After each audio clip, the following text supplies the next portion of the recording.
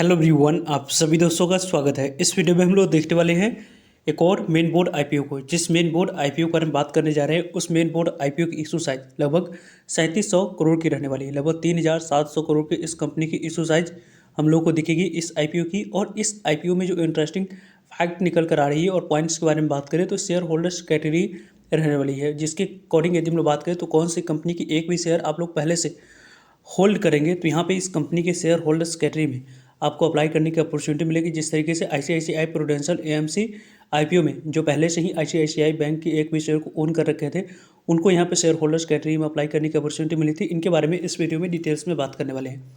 So video को इन तक देखिएगा और ऐसे ही daily IPO grey market premium से जुड़ी अपडेट के लिए चैनल को सब्सक्राइब कर लीजिए। साथ ही कॉमेंट्स में टेलीग्राम ग्रुप का लिंक दिएगा, वहाँ भी जुड़ सकते हो टाइम पे अपडेट के। फर्स्ट ऑफ ऑल यदि हम बात करें तो जनरली सभी आईपीओ को कवर करते हैं, तो उनमें से मैक्सिमम की बात करें तो 100 आईपीओ में से यहाँ पे लगभग रेशियो की बात करते हैं तो 20 आईपीओ में से एक ही आईपीओ दिखती है, उसमें आप लोगों को शेयर होल्डर्स कैटेगरी दिखता है। नहीं तो आपको ज़्यादातर आप लोग आईपीओ में क्यूआईबी, एनआई और रिटेलर्स के अलावा यदि हम लोग बात करें तो शेयर होल्डर्स कैटेगरी के लिए रेयर आईपीओ में ऑप्शन मिलती है, क्योंकि उस कंपनी की पेरेंट्स कंपनी पहले से बीएसई एनएसई दोनों जगह पर लिस्ट होने और उन कंपनी की सब्सिडरी कंपनी की आईपीओ आ रही है, तो जाकर आप लोगों को शेयर होल्डर्स कैटेगरी में अप्लाई करने की अपॉर्चुनिटी मिलती है। ज़्यादातर आप लोगों को आईपीओ में क्यूआईबी, एचएनआई और रिटेलर्स के अलावा आपको एम्प्लॉय कैटेगरी हम लोग को दिखती है। और इस आईपीओ के बारे में बात करें तो यहाँ पे जो इस कंपनी की शेयर होल्डर्स कैटेगरी हम लोग को दिख रही है, शेयर होल्डर्स क्वेटा के बारे में बात करें तो इस आईपीओ की बात करते हैं तो यहाँ पे आप लोगों को इस कंपनी की पेरेंट्स कंपनी पहले से ही बीएसई एनएसई दोनों जगह पर लिस्टेड है। और इसी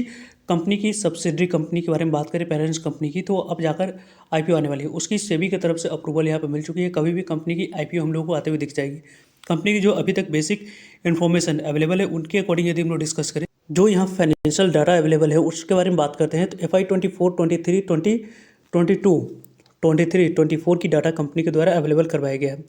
कंपनी की एसेट के बारे में बात करते हैं तो कंपनी की एसेट कंपनी के पास किस तरीके से कैसे ग्रो करी है।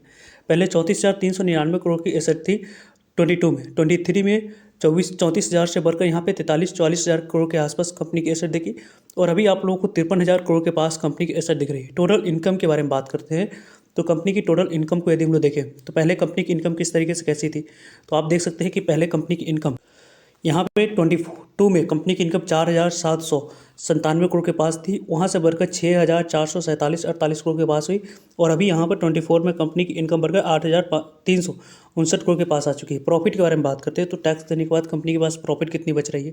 इस रेवेन्यू में कंपनी की प्रॉफिट पहले यहाँ पे 22 में कंपनी ने लॉस में ऑपरेट करी हुई थी 191 करोड़ की, वहाँ से कंपनी की प्रॉफिट 480 करोड़ के पास हुई। और अभी यहाँ पे 637 करोड़ के पास कंपनी की टोटल प्रॉफिट दिख रही है। टोटल नेटवर्थ के बारे में बात करें तो इस कंपनी की नेटवर्थ पहले यहाँ पे 4,767 करोड़ की दिख रही है, 5,243 करोड़ के पास, 5,765 करोड़ के पास। और अभी इस कंपनी की टोटल रिजर्व एंड सरप्लस के बारे में बात करते हैं तो रिजर्व एंड सरप्लस इस कंपनी की 4,640 करोड़ के पास थी, 5,116 करोड़ के पास, और अभी 5,639 करोड़ के पास दिख रही है। बोरोइंग यहाँ पे दिख रहा है तो कंपनी की एसेट लाइट बिजनेस है, जिसमें आप लोगों को कंपनी की बोरोइंग यहाँ पे किसी भी तरह की कोई उतनी मैटर नहीं करती है। लेकिन ओवरऑल कंपनी के फाइनेंशियल हेल्थ के बारे में बात करें, जो डाटा अवेलेबल है उसके अकॉर्डिंग कंपनी की फाइनेंशियल हेल्थ काफ़ी स्ट्रॉन्ग साउंड कर रही है और वेल नोन ब्रांड्स की कंपनी है, जिसकी आईपीओ हम लोग को आते हुए दिखेगी। यदि हम लोग बात करें इस कंपनी की जो शेयर होल्डर्स कैटेगरी हम लोग को रहने वाली है, उसमें आप लोगों को जो एलिजिबल होंगे उनके बारे में बात करें तो इस कंपनी की पेरेंट्स कंपनी पहले से ही लिस्टेड है hero motor Corp limited company. यदि इस कंपनी की एक भी शेयर को आप लोग पहले से बाइंग करके रखेंगे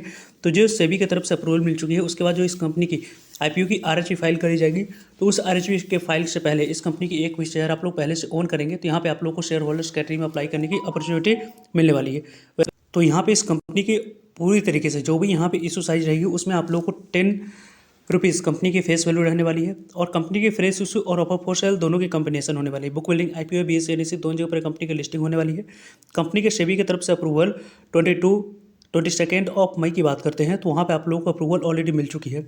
इस कंपनी की इशू साइज के बारे में बात करें 3700 करोड़ की लगभग इशू साइज है। यहाँ पे 3668 करोड़ की लगभग इशू साइज है, जिसमें से आप लोगों को 2100 आपको जो दिख रही है 2100 करोड़ की बात करें तो फ्रेश इशू है, कंपनी के पास पैसे जाने वाली है। और रेस्ट ऑफ 1568 करोड़ सेल है, जिसके माध्यम से प्रमोटर्स जो पहले से ही लिस्टेड है hero motor Corp limited company जो लिस्टेड है उनके पास 1600 करोड़ तक की बात करें तो पैसे जाते हुए दिखेगी। इस कंपनी की टोटल जो 3700 करोड़ की इशू साइज है उसमें 75% शेयर आपको KYB के पास जाने वाली है, 10% शेयर रिटेलर्स के पास, 15% शेयर आप लोगों को NI के पास, और इसी सब में से आप लोगों को 2 से 3% तक की बात करें तो टोटल इशू साइज की शेयर होल्डर्स कैटेगरी के लिए एलिजिबल जो होंगे उनके पास यहाँ पे शेयर होल्डर्स कैटेगरी में अप्लाई करने की अपॉर्चुनिटी मिलने वाली है।